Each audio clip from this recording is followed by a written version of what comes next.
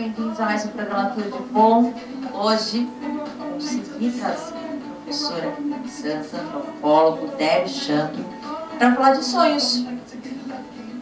Sonhos, como identificá-los, como interpretá-los, se tem algum facilitador, se tem algumas regrinhas, alguma coisa que a gente pode fazer para dormir bem.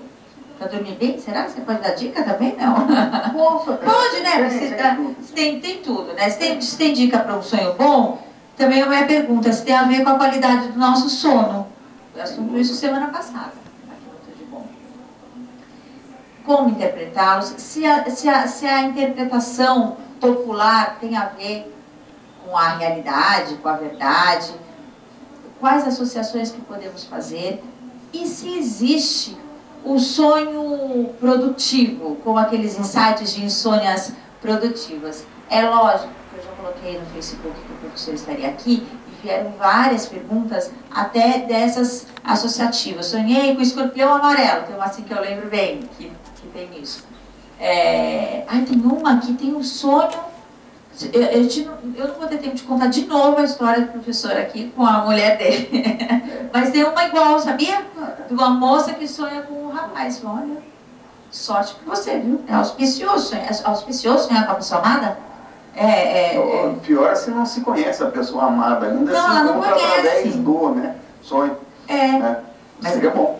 Mas aí se só pode acontecer de você só encontrar recorrentemente a mesma pessoa através de sonhos? É inteiramente possível. Às vezes o que a gente está fazendo é criando um personagem no sonho da gente que a gente usa como símbolo para outro processo. Então aquele personagem aparece no seu sonho quando você de fato está sonhando sobre uma circunstância, sobre um outro indivíduo ou talvez até mesmo sobre alguma coisa que aconteceu naquele dia ou que está prestes a acontecer. Você sempre fala isso e isso sempre me confunde. Eu acho isso muito difícil para mim. Eu acho muito difícil associar isso. Uma figura diferente. Eu sonho com uma pessoa e essa pessoa está querendo representar a mim mesmo. A mim mesmo, outra pessoa, outras circunstâncias. Sim. Como é que eu identifico que está acontecendo isso? Se uma pessoa está apaixonada por aquela pessoa que está sonhando? Isso é uma regra básica que a gente chama de lei da primeira associação. Enfim, tem várias. A primeira coisa que vem na sua cabeça provavelmente. Então, por exemplo, se eu sonho com meu pai, provavelmente eu não estou sonhando sobre ele, mas sobre mim. E se eu sonho sobre meu pai, eu estou sonhando sobre o meu aspecto intelectual, acadêmico. Porque meu pai é a figura mais brilhante do ponto de vista intelectual que eu acho que eu tive a oportunidade de conhecer em toda a vida. Poderia ter sido qualquer coisa. Então, quando eu sonho com ele, de fato, eu estou sonhando provavelmente sobre mim, mas sobre este aspecto meu.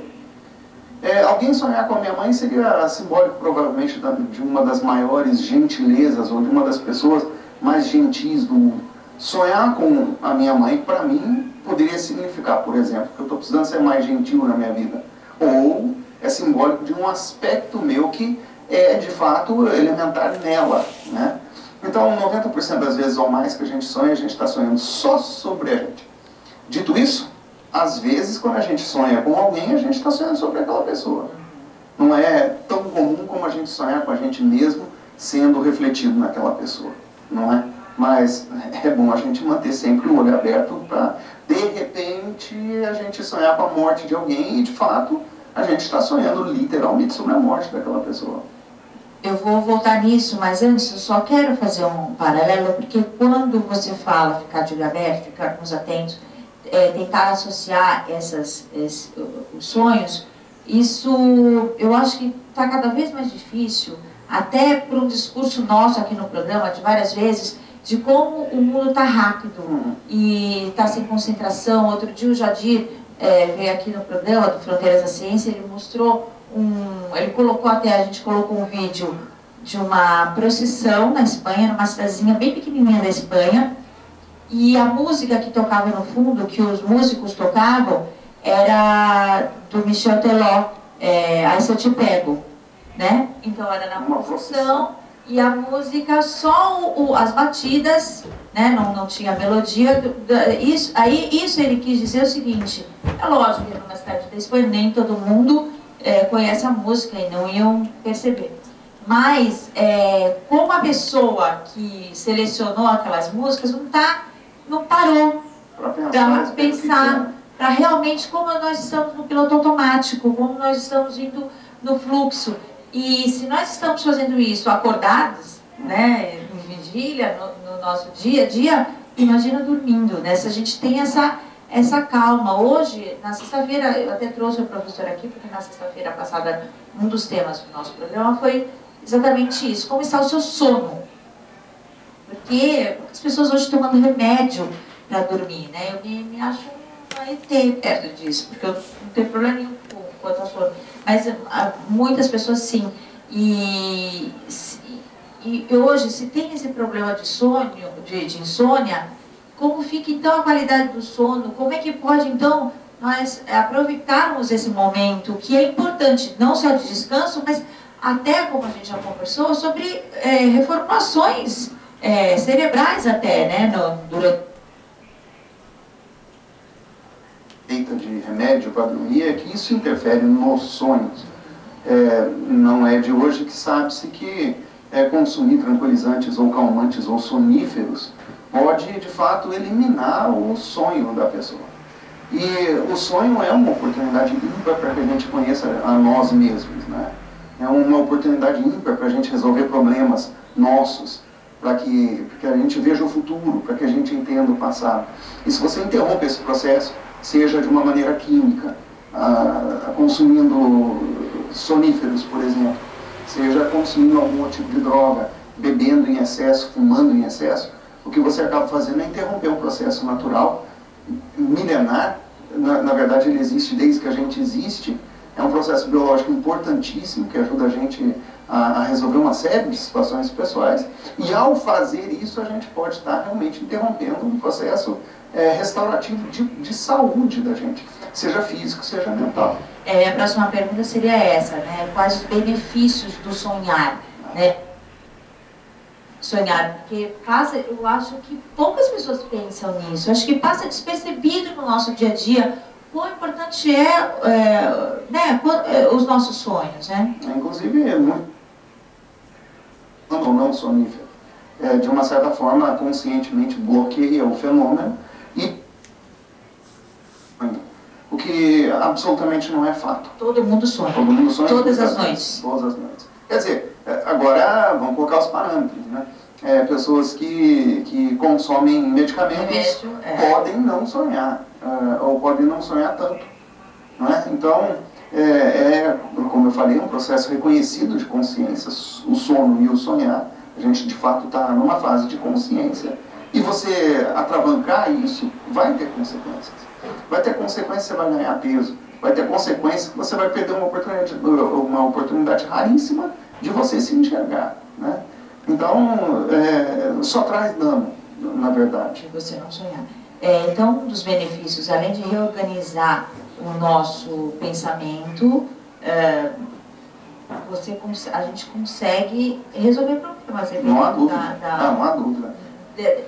Eu acho que esse nosso olhar, porque se hoje a gente tem que ter um olhar diferente no dia a dia, parar, pensar, respirar, né? Não ir no fluxo o tempo todo. É lógico que nós precisamos, né, trabalhar, correr, o dia está mais estressante, mas a gente tem que se respeitar também. No sono, a mesma coisa, para poder sonhar e te ajudar, inclusive, a reorganizar melhor o dia, né? Existe um experimento que mostra que quando você dorme, um dos principais objetivos do dormir é sonhar.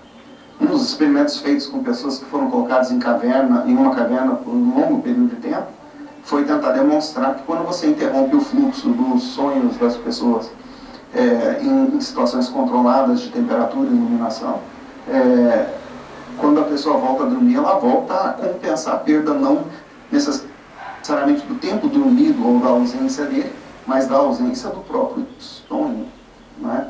Então, esse processo existe claramente para que você também possa solucionar problemas. Às vezes, e é como a gente fala, a gente tem que sair do nosso problema para enxergar ele de fora, é a mesma coisa. O sonho é a mesma coisa, né? Te coloca numa posição de você poder se enxergar. O problema é que usa uma linguagem obscura. É uma linguagem difícil de entender, a não ser que você dê algum esforço Raramente é literal.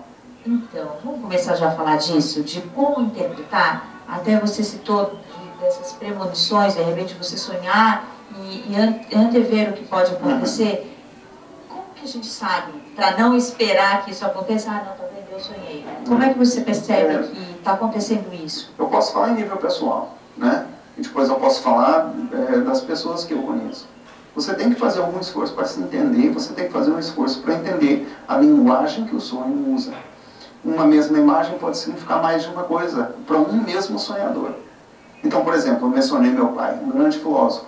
Mas se de repente eu sonho sobre ele numa forma literal, e ele está agora num momento muito delicado de saúde, eu posso de fato sonhar sobre, por exemplo, a morte dele, e de fato simbolizar a morte dele e não meu aspecto intelectual. A lei da livre associação, que é uma das primeiras que eu sempre menciono, ajuda a gente a perceber o momento em que a gente está sonhando e se pode ou não ser literal, né? Normalmente são símbolos absurdos que aparecem para a gente. Por exemplo, um trem passando por uma janela do 12º andar de um prédio. Eu uso isso como exemplo porque aconteceu comigo esse sonho. É tão absurdo que não pode ser literal. Então o que será que simbolizaria para mim um trem passando pelo 12º andar de um prédio? Bom, eu morava no 12º andar de um prédio naquela época. E um trem passando por ali não pode ser uma coisa boa, porque vem para arrebentar, né? Então, como que eu vou entender um sonho dessa natureza? Ora, o trem arrebentaria o prédio, não tem dúvida alguma. O que é no meu momento de vida que está acontecendo, no lugar onde eu moro, no meu corpo, talvez, que é destrutivo e que vem para arrebentar. Então, daí eu olho na minha vida. O que é que está acontecendo no meu dia a dia neste momento? Naquele momento eu tinha uma crise grande no meu trabalho. E um trem passar pela janela era um símbolo clássico. Carro sempre simbolizaram o trabalho para mim, porque é o meu meio de locomoção. O que me ajuda a me locomover na minha vida é o meu carro. Então, se eu vejo o meu carro batendo, estou pensando no meu emprego já, não é? Então, é necessário que você tenha uma certa percepção sobre não apenas o seu ambiente, o que está acontecendo no seu dia a dia, mas aquele símbolo específico, por que ele está aparecendo naquela circunstância. O problema é que isso dá trabalho. É como aprender uma língua, né? É como você ir para uma escola para aprender a falar inglês, espanhol, alemão, seja que for o idioma. Você tem que prestar atenção ao processo, você tem que prestar atenção em você ou lá, né? Você. E você tem que ver como é que você se situa na vida nesse momento. Nós temos algumas perguntas aqui no Facebook e com essas associações eu vou passar algumas para o professor no próximo bloco. Já volto, se vocês quiserem ainda, dá tempo lá no Facebook de comentar. Hoje eu vou dar um presente da Cotton R para vocês, então corre lá.